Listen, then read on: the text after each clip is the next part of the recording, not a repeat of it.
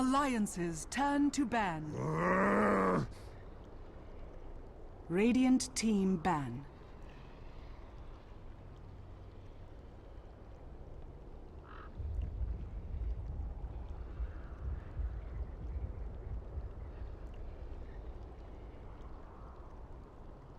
Ten seconds remaining. Alliances turn to ban.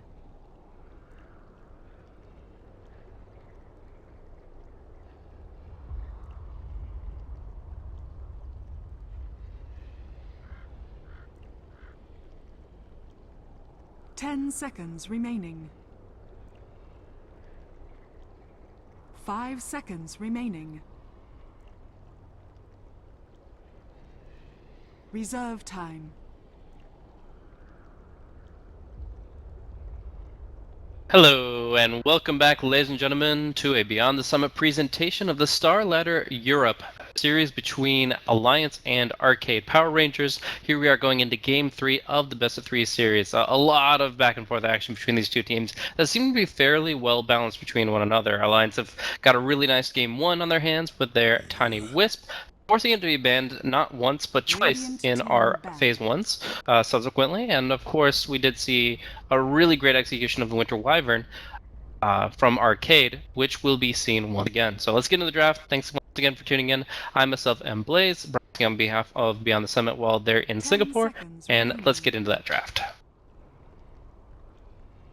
5 seconds remaining. Alrighty, so we're going to actually be seeing Alliance get the Broodmother through Phase 1. Essentially, with the respect ban of the Wisp, as well as the fact that the Arcade have a second pick, they have to ban out the Doom as well. So that lets the Broodmother through and lets Bulldog have one of his, at least in this patch, favorite heroes.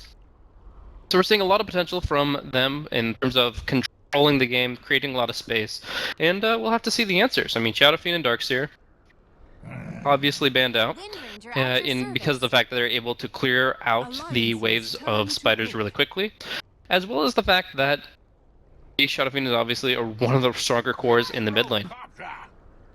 Get after the Broodmother, they ban out the Axe and the Ember Spirit, so they don't get those easy options. And now really the only thing left in the pool is the Legion Commander and the Bristleback in terms of safe lane heroes that'll easily deal with the Broodmother.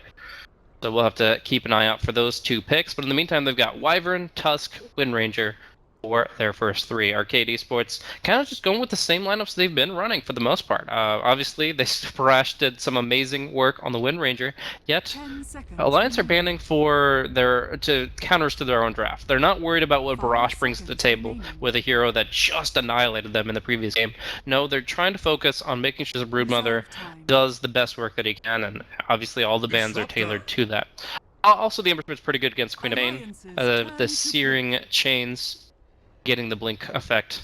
S4 wants to be mobile, he wants to be active. He wants the only thing to lock him down being the Winter Curse, but team ban. We're going to see a Dazzle picked up. I actually really like this. I think this is probably one of the best follow-ups they could have. Essentially, now they've got all three cores controlling the lanes very effectively. We have the Dazzle, who will make sure that whoever gets shackled or cursed will be kept alive for its duration, thanks to Shallow Grave. And just in general, they're going to be able to really win out in the early game. I mean, the Broodmother is already going to be putting lots of pressure on the safe lane against the Disruptor Wyvern, which Arcade are going to once again happily pick up.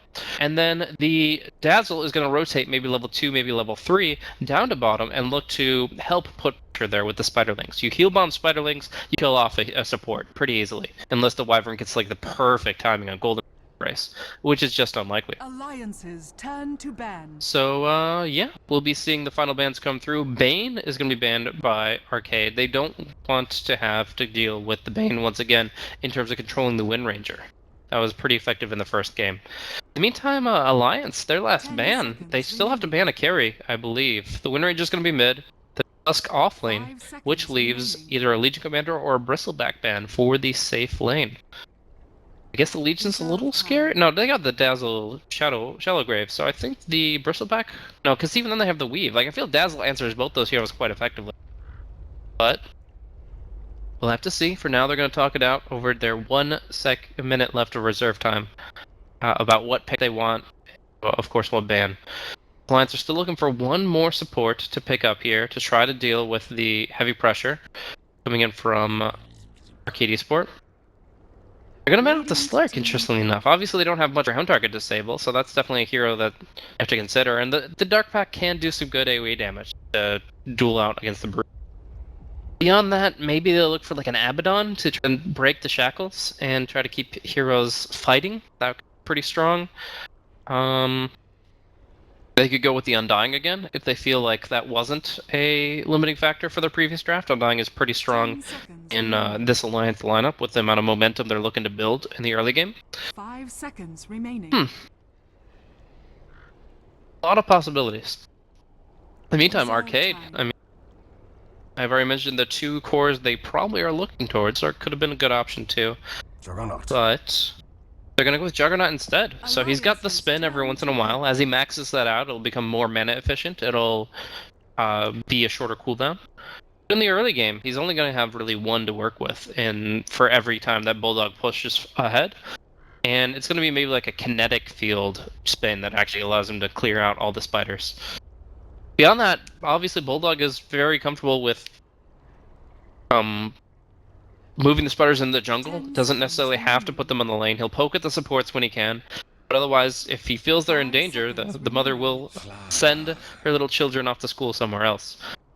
Juggernaut will likely pick up a Maelstrom or a Battle Fury in the early game here, just to clear out the spiders and also to make sure his Omnislash is actually hitting heroes in the team fights. But we'll see exactly what Tron wants to build up here, as he has been going for builds like Sanjin Yasha and Scotty and stuff like that. Slarddar's actually going to come out here for Alliance's next pick, but is that a support Starladder? Is really the question. Obviously, Loda's going to be on the Gyrocopter, S4 on the Queen of Pain, and Bulldog on the Brood. So yes, we're going to see Minots run the support Starladder. Obviously, the negative armor is strong here. But what else are they looking for? I guess Dazzle will play like a full 5 position. Starladder will take some last hits from pulls and stuff, and he'll get an okay timing of Blink Dagger, like I don't know, 16 to 18 minutes. It's pretty good in the terms of the hard physical damage output, but Wind Ranger's really gonna still be able to survive pretty effectively against that, I would say. I don't know. I feel like the Balloon could be better suited for like a Sand King or something than a Starladder, but we'll see exactly what they intend to do with it, and it could open up some new possibilities I haven't considered. We'll see. The offlane and support meet here in the jungle, both of them trying to make sure that the wards don't come out unfavorably for them, and okay, is actually going to be forced back a little bit here, losing a decent chunk of HP, but otherwise making sure he maintains eye contact with Cheshire Cat to make sure the observers don't go the wrong way. So TP for TP traded, not really much accomplished other than the Alliance holding their pull camp for now. S4 just gets a straight up basic mid lane ward, as far forward as he can, his side of the map, which the Radiant shouldn't be able to skip now. Up top here, Nuts controlling this position. He's got that cosmetic item. He wants to drop some Tentacle Crush, and yep, they're not even going to give him the more passive ward here as they look to clear that out. I think they were actually debating that Minots should take that observer ward kill for a little bit more gold. He just needs to be able to do more in the early game. But if they're able to connect with the Crush into Rocket Barrage, they should find a kill on just about anybody. So there's still some potential with this. Just, I think that the Amplify damage needs to really come into play, and against a Windrunner, that's not going to be that often the case. So Aka is going to block out while Queen of Pain takes the Bounty Rune up top, and we'll see no block for Barrage as he takes the Bounty Rune down bottom. Going through full introductions here, we've got J4's Disruptor here in the safe lane, Dust already on hand as well as 1 Sentry Ward, and we're going to be seeing Big Num go for Radiant Creep block just in case that comes into play. He's already got a Sentry down. This should catch Bulldog off guard a little bit. Usually, he'll be able to scout out the enemy supports, see they're holding sentries, and see when it leaves their inventory. So the fact that that's already in place, it might actually mean a first blood against Bulldog. We'll see. And now they're kind of moving appropriately to try to put some damage on him. They're going to go for the Arctic Burn and the Thunder Strikes, but they might have enough follow-through. He's slowed. He's outside his web. It is going to be enough damage, just narrowly, as J4's last auto attack goes through. So good pick up there, and yeah, that is the first blood, thanks to the surprise sentry. Meantime, up top, we're going to see Cheshire Cat. He tries to go for a pull, but Minuts will cockblock it quite significantly. Okay, now he's in a zoning mood. He doesn't want to pull this 111. He wants to make sure that there's no chance there's anything coming their way from the Tusk, who's just going to be blocking his own wave. Looking over at mid, Barash short in the stick here. He doesn't have the ward for mid. He didn't get the creep block, so just overall he's losing out to S4, as S4 is just hard zoning him, taking creeps when it's convenient for him. Barash is going to have to win his way back into this lane the hard way, and might even go for that Null Talisman build again, the 2, to build up his stats and help his laning phase. Bulldog goes ahead, he did Sentry, and he does clear out the board here, most likely using a Tango to clear it out quickly. But I believe that leaves Arcade with a Sentry advantage. Yes, Big Num still has one, and Bulldog does not. Putting some good damage into Barrage. Can he blink dive this? It's very possible. The healing salve comes through and gets taken off immediately. Interesting. Oh, Minuts with the haste rune, just going to leave Barrage for dead here. That's going to be the second kill on the board. Nice jump in there. With Queen of Fate actually getting the kill thanks to Shadow Strike. Actually very convenient, as that's just a hard matchup win at that point. You're doing so much in this safe lane now. Or in the mid lane now. Bulldog really just trying to keep himself hidden. He doesn't know where this last Sentry ward was placed, and he just wants to get experience. That's all he's looking for. We will get nice little obs though. This will block the pull, and maybe that means they're will accidentally push out. It's very unlikely they're going to be able to commit wards to de-ward the Radiant pull camp, but can they actually find Bulldog here in the trees? They get him out of his webs. It dust or not, he's going to be in real trouble here. He tries to slip away, but he's slower than ever, and one more hit will bring him down. It's a really hard game for the Broodmother and for Bulldog this game. That pre-sentry already did a lot of work. Now they're controlling this area very nicely, and while they won't be able to do much more with this pull camp, it seems like the damage is already done. Broodmother isn't even level 3 yet here this early stage. That said, Tusk is actually having a worse time of it, if you can even imagine that. Cheshire Cat here, not a single drop of experience given to him, just because of the aggression of the Starladder and the Dazzle. Now Starladder, kind of hiding out, making sure the top rune is covered, but he's actually going to look for a play here against Barrage. He's going to go for the Wind Run. Actually, Ice Shard should put Minuts in a really bad position, shackled to the tree, and while he really wants this kill, it's going to be the Crush that brings Wind Ranger down. Minuts going to get a bottle sip from S4, and it looks like they'll both get out, being able to refill the bottle here on the bottom rune. Meantime, Bulldog getting caught out once again. He's going to have to die for the cause. It looks like Bulldog will be going down, but this is one other rune that would otherwise be covered by the Radiant boards. They would absolutely be all over S4 right now, if not for Bulldog's sacrificial play. I don't think it was intentional, but that is how it works out. And Minuts nearly getting clipped by the power shot there.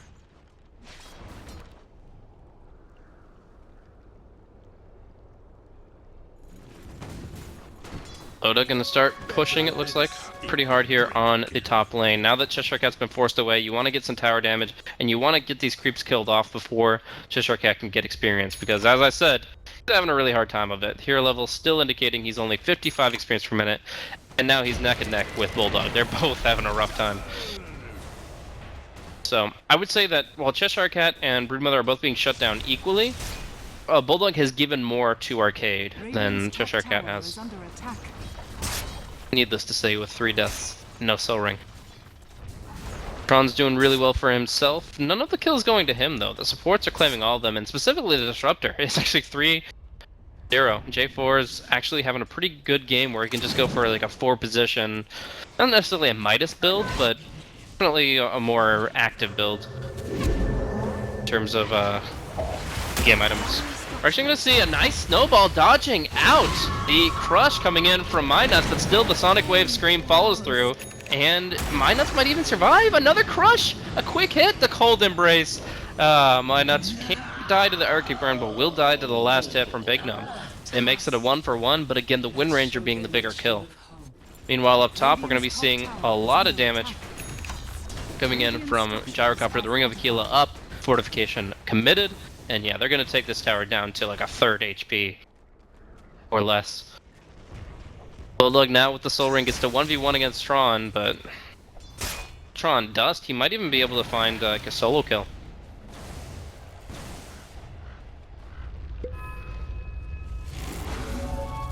See, Disruptor now in some trouble. This guy's actually got a kill streak, believe it or not. So Starladder might be able to find a nice little opening there. Minot's going again for the dive. Seems just very content with going as deep as he needs to. But he's not going to find J4. Has to crush on Barrage to get away, while J4 jumps in and cleans up that killing spree. So he gets 305 gold for the kill, while Starladder, he sinks to the deep once more. Tron still has that sentry. Doesn't get much in a spin though, as I was saying, that you just get limited value. Unless you have like phase boots. If you go for the Blade Fury and then phase boots active, you can actually probably stay on top of those spiders, otherwise it's not as good. So early net worth going the way of Alliance despite Bulldog's difficulty in the bottom lane. And a lot of this comes down to just how well the top lane's doing, as well as S4's mid.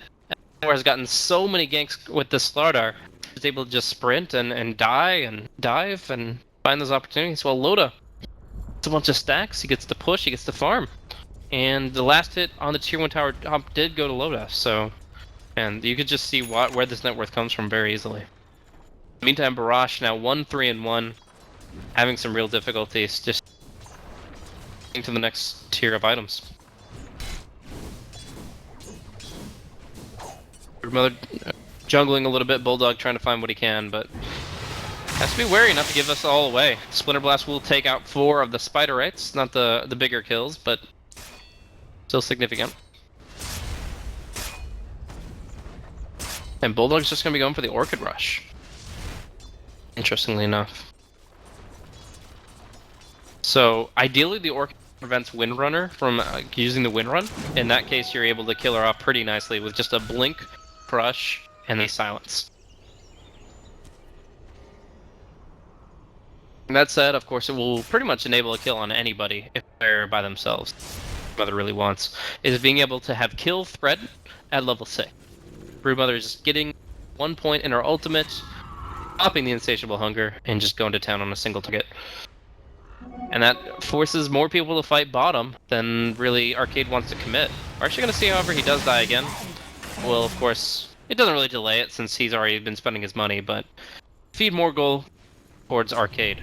Nice little stack here, as well as an Observer Ward. But here on the high ground, we see Barrage walking in with the haste. Not a fight you really want to take. Do you have Ake in an awkward position, maybe just TPing back to rejoin his allies, or... Yeah, there's no real advantage in this flanking position, I would say. Yeah, they're just going to go for the stack. They say, screw it. We have a perfect opportunity. You're not willing to hold your lane. Wind Ranger just ran out of mana, so go in, call down, and they take all of it. Load and S4 splitting it about 50-50. So, good cleanup there, and they'll look for the tier 1 as well. Cheshire Cat, though, looking for a high ground play. I'm not sure about this. This seems very dangerous. It does have a great isolation play onto Ake, but the Air Shards isn't exactly what they want. They need this Omni Slash to connect perfectly. It bounces to Gyrocopter all 3 times, but he just gets Grave, and he'll walk away. Magic Stick's not going to be enough to keep the Dazzle alive, though. And Sonic Wave will kill off the Wyvern. Support for a support. Broodmother is going to start to really infest this bottom lane. You can see he's taken the webs away from the actual lane, and just started putting them in the jungle where he can farm the neutrals. But now that they're rotating towards mid a lot, he can start putting webs right back on here towards the tower. And yeah, just get lots of aggression out. Urn of Shadows up for Slaughter. Blink Dagger should be the next pickup. For now, though, just running around with Tranquil Boots. Oh, gonna be glimpsing back Slaughter. He'll still get the crush on J4. The Spiders will look to kill him, but the Healing Ward is in play. Oh, very close to killing him. J4 finally falling, and that's just going to be even more spiders to feed to the army.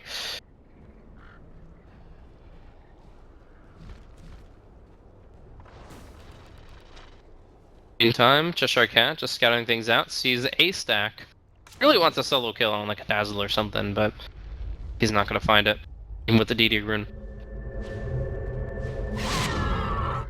Down bottom, there's going to actually be a little bit of a dive here. Winter Scare's just on Ake alone. He might live long enough for the Grave here. Magic Stick, no Grave allowed thanks to the Walrus Punch.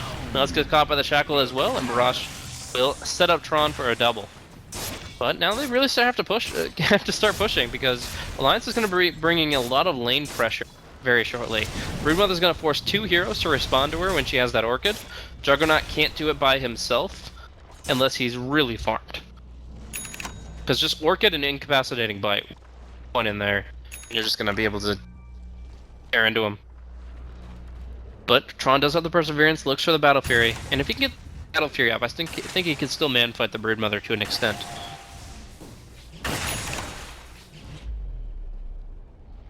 Well, just walking so slowly without those boots of speed, but where the webs are. And we'll most likely start spreading it as he builds his brood once more. Eul Scepter up for S4. A good way to either block the snowball stun or wait out the static storm. Also might be a good way to initiate things. If you're not having to save it for a defensive Euls, then yeah, you just start things off for Nuts here. If he does get the spin, just go for the TP, and they don't have any points in Bash, so that allow him to walk away, actually, fling the TP. However, we're going to see S4 away from a glimpse, and Tron taking a few hits here, but they know he can't Omni Slash in this fight thanks to the Brood, and they're just going to go and try to fight it out in this choke point. They'll get a 2-man Sonic Wave, but Bulldog goes down. Now the call down is going to strike hard onto Tron, onto the Disruptor, and killing a lot off. Barrage will be just finished off by the Pain. Cheshire Cat zoned out, and J4 likely to fall as well. Yeah, there's no hope for him here. This is just a really good fight from Alliance there. They knew with all those spiders, the Juggernaut just couldn't do anything. And of course they initiated with the Euls forcing the spin. Cheshire Cat does get finished off by the Queen of Pain. Doesn't get another Eul's usage out, but just the Dazzle right-clicking along with the Queen of Pain's slow. And this just gives them a huge momentum swing forward, where Bulldog was struggling. Now he's kind of in the middle of the pack in terms of experience per minute, at least over all the supports.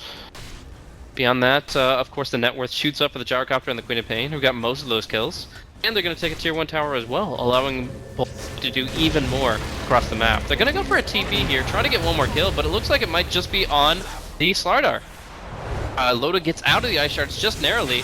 Now Cheshire Cat's in an awkward position. We're going to see the Winter's Curse come out onto Nuts. Ake, Shallow Grave TP is...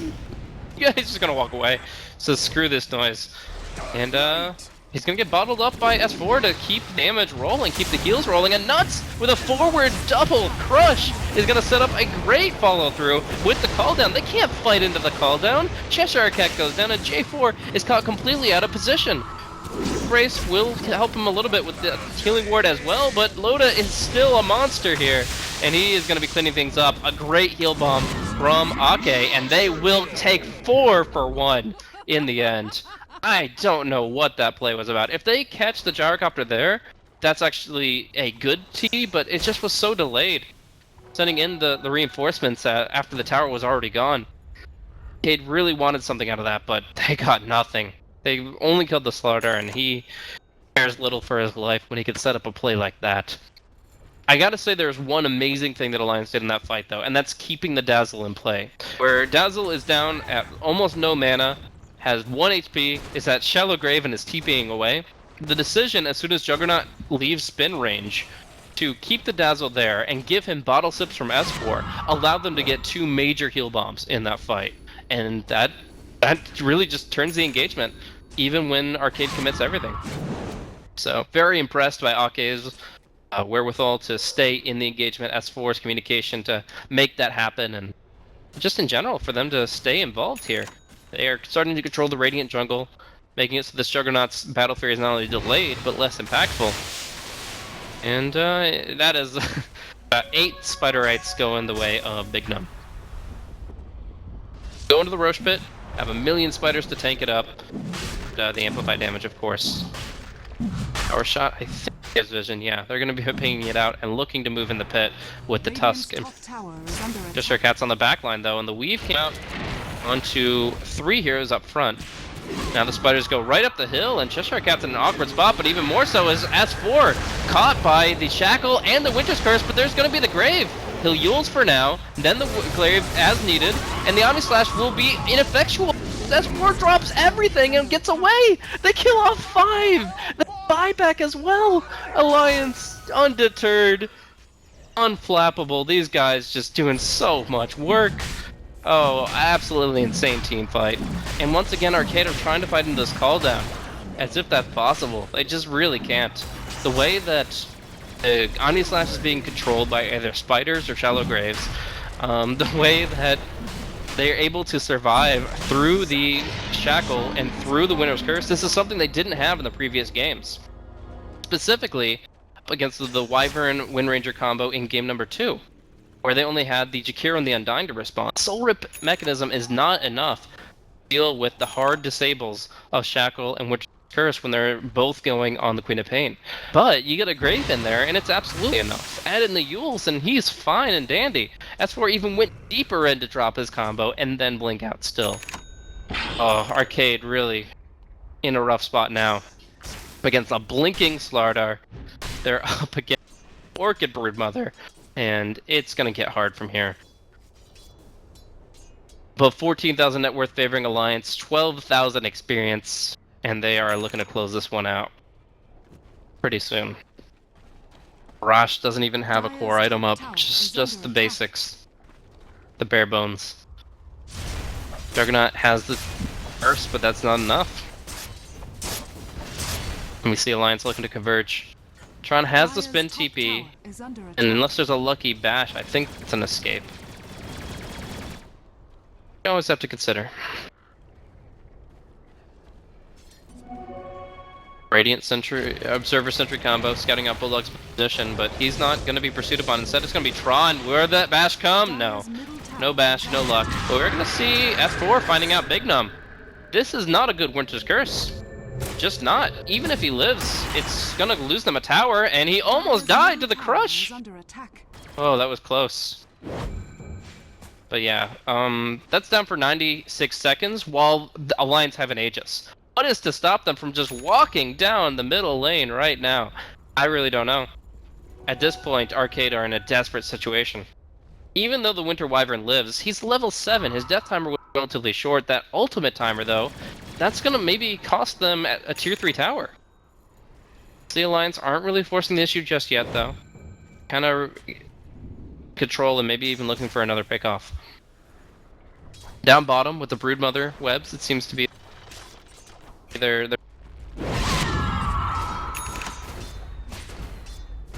we'll see. Maybe a really nice smoke coming out from Arcade. Certainly an unexpected one.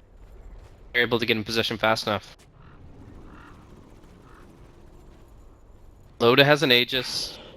S4 has a regen rune. Like, at this point, these guys are so durable. They're so sustainable. It's really difficult to even imagine how they could contest this position. And they don't have something like the Legion Commander's overwhelming odds. They can't even punish this without the Winter's Curse. Kinetic Static is such a big cooldown, and you have to be in a perfect position for it. They'll start TPing heroes back, but already the tier 3 tower in trouble. Minus will miss the crush, but they just go right back to the tower. Gonna see glimpse back here. Minuts, oh no! Losing out instantly, and they'll have to back off. Or I would call the Just Curse a bit of a misplay. This is a massive blunder, losing the Starladder like that. They'll send one Sonic Wave out and be on their way, but they could have gotten so much more there if the Starladder hadn't gotten so overzealous. Obviously, if you get a kill there, if you get the crush to connect and you kill you're looking for, great. Alliance take the even more. But there's just such a huge difference between finding that crush, finding that kill, instead of just feeding away yourself. I mean, maybe you can look for Arcade to shallow grave that, but and then you're in a horrid position, and it's so much more difficult to keep fighting. This will buy time for Juggernaut to find his Battle Fury. This will be time for Admiral Bulldog to go down once more. 3, 7, and 3 is his KDA.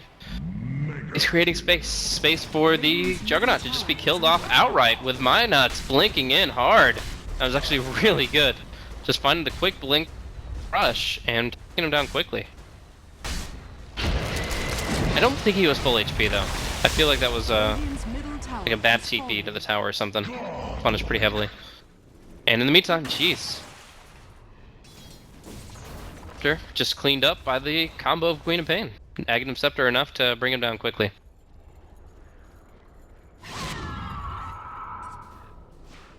So right now, Alliance holding at 15,000 net worth, about 11k experience.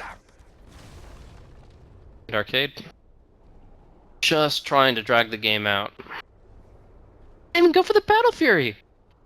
What value is a Perseverance if you're not going to turn it into more? He goes for the Manta.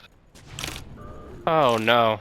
The Yasha would have been the farming item if you have to go for a Manta, but I guess he started Battle Fury before he saw the Orchid progression for Bulldog, or maybe you thought the Orchid would take a lot longer to finish. Either way, he goes back for the Yasha, going into the Manta, try to break free of the silence of the Broodmother, and while that's it is the right play defensively, it means it's impossible for them to really bring anything to bear against this Brood.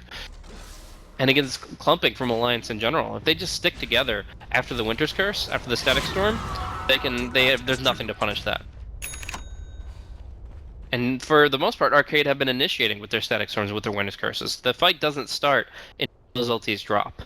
As much as Tusk would love to start it faster, it's just not been the case recently. Now it's my turn to really comment on Alliance's ward. Dire to Radiant Suppression has been really prevalent this match, but we're seeing Alliance really start controlling the jungle. We've got an early ward here to steal some stacks, but now we're just seeing it to prevent farm and to allow Broodmother to move safely through the jungle. They're farming the Radiant and the Dire jungle. Alliance are just overwhelming Arcade in terms of resources, and I don't see the end of sight for them. I mean, Barash will have an Aghanim Scepter, but it's not as high impact Dazzle, who has that Shallow. Heck, we might even see a Solar Crest this game.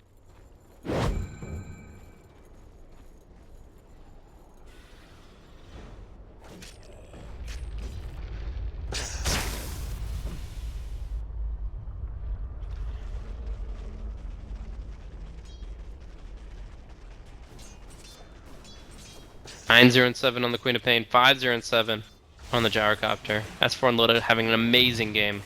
And it just really comes, I think this Dazzle just ties the lineup together so much better than everything they were bringing before. The Slardder's also pretty interesting. Obviously, Mindnut's made a recent misplay, but over the course of the game, he's been very involved in initiating. And I think the strength of the Slardder over, like, the Sand King is the example I gave, is the extra durability. He's less mana dependent than a Sand King, so he can go Tranquil Boots. Oh, a little pick off opportunity there, but just a quick TP out. Scares him off, nothing more. Anyways, the Slardder is less mana dependent since he's just crushing and the sprint costs no mana at all. He's extra tanky, a lot of strength in this hero compared to the Sand King, even more natural armor, so he's able to dive towers more actively, and we saw that a lot. And then, of course, you get the potential to sprint for the kill, too, which kind of makes up for the lack of range of the stun compared to Burrow Strike. So I'm seeing the Slardder do a lot of work, and of course Roshan is extremely fast now. Like, the amplified damage just facilitates that key objective that Alliance has prioritized since their team began. Alliance is always really low Roshan and sneaking Roshan, and Slardder is one of the best heroes to make that a reality. So, let's go ahead and look at the item charts. We do see here Aghanim Scepter finished for the Wind Ranger. Radiant's top tower is under attack. Queen of Pain looking for most likely a Shiva's Guard at this point. Dire's bottom tower is under attack.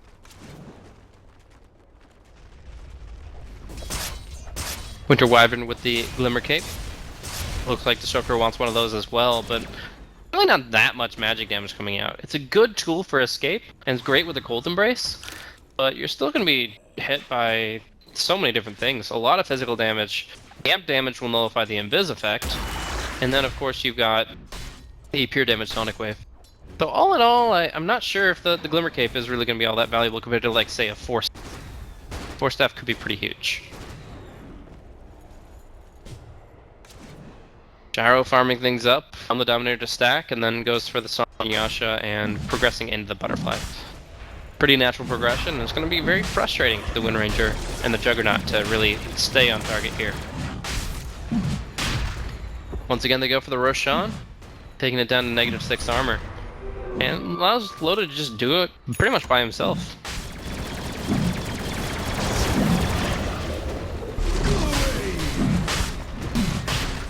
But they'll commit for it, getting the Aegis here on the gyrocopter, and they're ready to roll. Big Gnome doing a little bit of pushing, but not much. And at this point, they're going to have to bait him hard if they're going to be able to take a fight. Broodmother just going to keep pushing. He doesn't want to TP to this fight, but we're going to see S4 maybe caught out by just one ultimate. Just one ultimate could do so much here, but S4 scouts it out and gets the clear vision. Will try for the blink away. He needs a grave here. That's a huge crush from Minus, along with the call down and the flat cannon, just obliterating Arcade here. They clean up 5 all at once with a huge crush from Starladder. Oh, massive damage coming out with that blink initiation. They keep S4 alive, even without the shallow, or maybe with, it doesn't matter. They just do so much damage. 2250 on that gyrocopter as they just obliterate them in just one fell swoop. Starladder, my nuts, the initiation of a lifetime. Just beautiful. And now we have Alliance just finishing off the bottom racks, looking for mid next. They're already putting damage in there from Loda and Ake. And they are, I would say, just this lane of racks away from victory. Arcade aren't really the lineup to come back from a 3-lane deficit. And now you see Juggernaut going for the Battle Fury, which I don't really have much to say about. Like, just go for the Battle Fury if you're going for Battle Fury. But we've got the Snowball coming down bottom just to clear things out. They have decided this racks must fall, and that's quite unfortunate, as now they only have 1 lane remaining and Alliance can back out with their heads high. There is going to be Brood. Bulldog just do troll and Tron more than anything else, but they can find a jump here with my nuts. It might be more than that. Nice spin away from Tron. Means he won't be picked off, but geez, Alliance really have just shown how strong this lineup can be. What an incredible team fight, setting up for 2 full lanes in their advantage. And it just, like, this kind of a team fight lineup isn't even held liable to the fact that they committed to a split push hero. Their mother wasn't in that fight at all, and yet they 4v5'd them so handily, with just a little bit of extra vision from the Pain, and then essentially all the heroes clumping up to try to kill her. They all beeline for this Queen of Pain because she's caught inside the Ice Showers. They're like, let's Winter's Curse her, let's Static Storm her, let's make sure she can't blink away. And their full commitment, their tunnel vision to commit to the Queen of Pain kill cost them so much between the Starladder and the gyrocopter. Just absolutely insane how much they were able to do just with a few spells. Now Satanic suffered Loda. I mean, the Aegis might be expiring in 2 minutes, but they're gonna have to deal with 2 Lodas right here and now. And I feel they can barely deal with 1. They're gonna try to mess with Bulldog, but Bulldog will mess with them, poking them on the back as they run away. And we are gonna still see my nuts standing strong here. They get the Winter's Curse out onto 2, but Big Gnome still goes down, and they'll finish it off. Good game. Will Plink comes out. Alliance take the second win in this best of 3 series, closing it out 2-1 with a 30-14 kill score. 29 minutes, 30 seconds. Alliance just absolutely obliterate Arcade. Alliance is back. That was actually insane. The way they were able to execute on that fight, bait them all into a corner for the full setup was just gorgeous.